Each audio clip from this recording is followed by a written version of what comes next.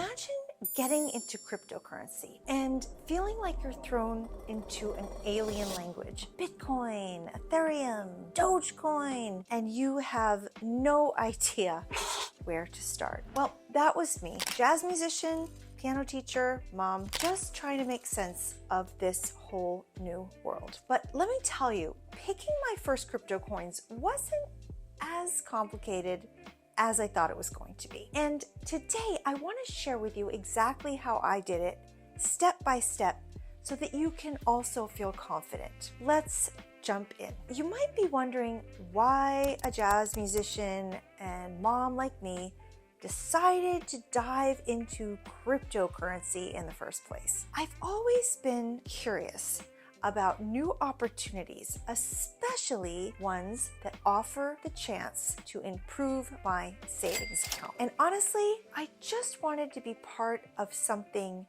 that's changing the future of finance. Although crypto did seem intimidating at first, I just realized, like music, it's all about learning the basics first.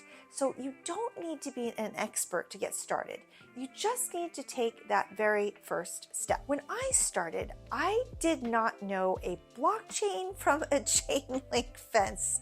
So I decided to keep it super simple. I asked myself, okay, what are the most well-known coins and why do people trust them? So I started with the classics, Bitcoin and Ethereum. They're kind of like the jazz standards of the crypto world. They're proven, they're reliable, and they have been around for a while. That was step one for me.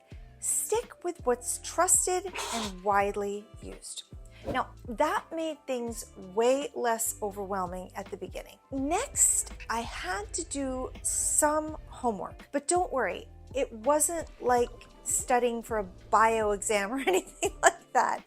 It's more like checking out reviews before you buy something online. I looked into things like the purpose behind each coin. For example, Bitcoin is like digital gold.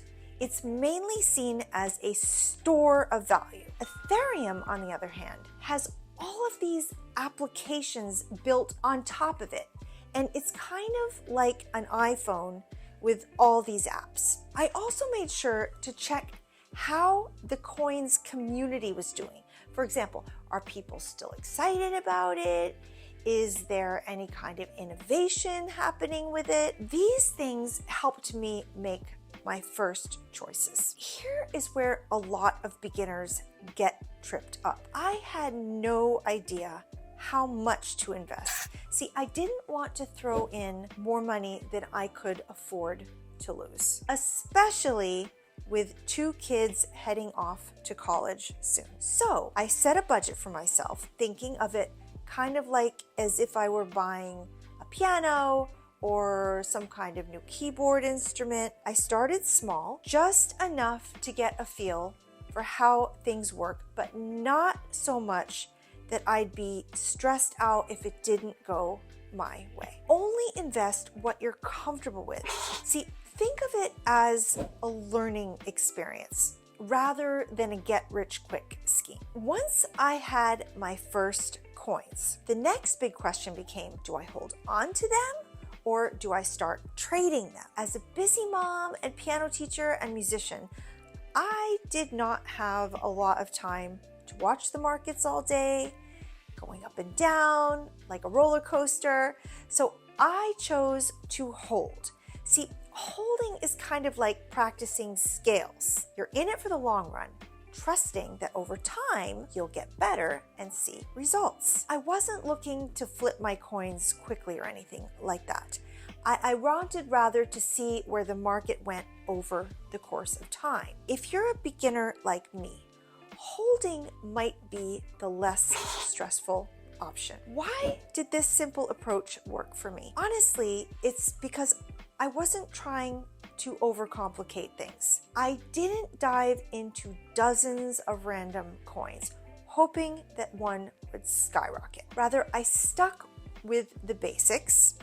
I researched just a couple and only invested what I could afford to lose. I treated crypto like I would any new skill, one step at a time. And in the process, I've learned that it's okay to start small and build up your confidence as you go. And plus, it gave me peace of mind knowing that I wasn't risking everything for a shot in the dark. If you're anything like me, a total beginner in cryptocurrency, juggling life as a parent or a musician or whatever that you do, just remember, you don't have to figure it all out at one time. Start with a couple coins that make sense to you.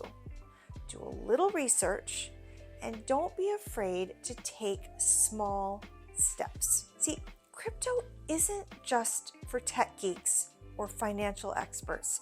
It's really for anyone who wants to take a little bit of control of their future, even if you don't fully understand it yet. Let's go out there, let's make our first picks, and let's see where it takes us. Thanks so much for hanging out with me today. If you did enjoy this video, be sure to hit the like button, subscribe, and drop me a comment if you have picked your first coins, because I'd love to hear what has worked for you.